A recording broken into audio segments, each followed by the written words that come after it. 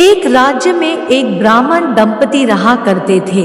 उनकी शादी के कई साल हो जाने के बाद भी कोई संतान न होने की वजह से ब्राह्मण की पत्नी काफी दुखी रहने लगी थी। ब्राह्मण जो लोगों को आशीर्वाद देकर उनके दुख दर्द कुछ हद तक कम कर दिया करता, वो खुद अपनी पत्नी के दुख का निवारण नहीं कर पा रहा था। ब्राह्मण ने अपनी पत्नी का दुख कम हो इसलिए एक उपाय निकाला और एक नेवला लाकर पत्नी को पालने के लिए दे दिया। छोटे से नेवले को पाकर ब्राह्मणी खुश हो गई और उसे किसी बच्चे के तरह ही लाड प्यार करके पालने लगी। नेवला भी इंसानों से इतना प्रेम पाकर उनमें घुल मिल गया। ब्राह्मण दंपति का भी संतान न होने का दुख कम हो गया। या यूं कहे कि नेवले को अपनाने से उनका ध्यान उस बात से हट गया। कभी कभी भगवान हमें कुछ वस्तुओं के लिए ज्यादा इंतजार कराता है। ऐसा ही कुछ ब्राह्मण दंपति के साथ भी हुआ, क्योंकि वो अपना गम जैसे तैसे भूल ही रहे थे कि अगले ही साल ब्राह्मणी ने एक सुंदर से बच्चे को जन्म दिया। ब्राह्मण और उसकी पत्नी का सुख 4 गुना हो गया। वे अब अपने बच्चे को और नेवले को साथ में ही पाल पोस कर बड़ा करने लगे। पड़ोसी उन्हें अक्सर सलाह दिया करते कि नेवले को बच्चे के साथ रखना काफी खतरनाक हो सकता है, क्या पता ये जानवर कब गया कर बैठे। लेकिन दंपति को नेवले पर पूरा भरोसा था, क्योंकि जब से वे उसे अपने घर लाए थे तब से लेकर उसने कभी कोई ऐसी हरकत नहीं की थी जो उसे न करनी चाहिए। खैर ऐसे ही कुछ महीने बीत गए। एक दिन ब्राह्मणी का व्रत था, इसलिए वो अपने पति को बच्चे का ध्यान रखने को कहकर मंदिर चली गई।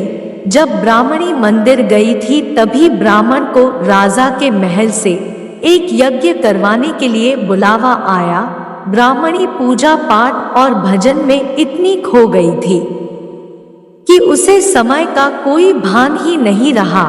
दूसरी तरफ ब्राह्मण अधीर हुए जा रहा था, क्योंकि राजा के महल से रोज रोज तो बुलावा आता नहीं था और राजा से इतनी बड़ी दक्षिणा, भोजन और दागीने मिलते थे कि उसके पूरे वर्ष की काम की भरपाई हो जाती थी। ब्राह्मण ऐसा मौका चूकना नहीं चाहता था। पत्नी का कोई अता पता नहीं था, इसलिए ब्राह्मण अपने पड़ोसी के पास गया तो वो भी गाँव गए हुए थे। अंत में ब्राह्मण ने सोचा ब्राह्मणी काफी देर से मंदिर गई हुई है, वो कुछ ही मिनटों में लौटती ही होगी। नेवले को अपने बच्चे को सौंप कर राजा के यहाँ निकल गया। नेवला अपने मालिक की बात मानकर किसी आज्ञाकारी बेटे को तरह बच्चे के पास बैठकर उसके ऊपर नजर रखने लगा। कुछ देर बाद बच्चे की पैरवी कर रहे नेवले की नजर बच्चे की तरफ तेजी से बढ़ते सांप के ऊपर पड़ती है और नेवला बच्चे को कोई नुकसान ना हो इसलिए सांप पर पूरे जी जान से टूट पड़ा। 20 मिनट चली लड़ाई के बाद नेवला सांप को मारने में सफल हुआ और उसने सांप के टुकड़े टुकड़े कर दिए। सांप के खून से नेवले का मुंह और हाथ भीग गए। आंगन में मंदिर से लौटी ब्राह्मणी और महल से लौटे ब्राह्मण की आहट सुन नेवला तुरंत दरवाजे के पास आया और अपने मालिक मालकिन को एक साथ देख खुशी से उछल कूद करने लगा।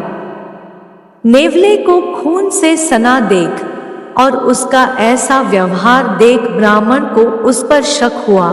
उनके मन में अपने बच्चे के बारे में बुरे बुरे ख्याल आने लगे।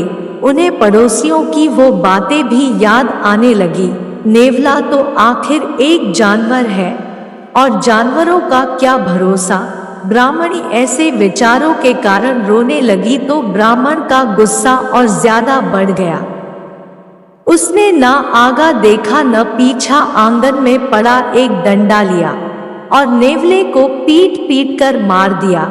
इतना सब होने के बाद जब दोनों अपने घर में अपने बच्चे को देखने के लिए दौड़े तो देखकर हैरान थे कि उनका बच्चा मजे से खेल रहा था और उन्हें तब बड़ा झटका लगा जब पालने से थोड़े दूर जहरीले सांप के कई टुकड़े पड़े हुए दिखे। वे दोनों गुस्से से अपना आपा खोकर अपने बच्चे के रक्षक के ही भक्षक बन बैठे थे।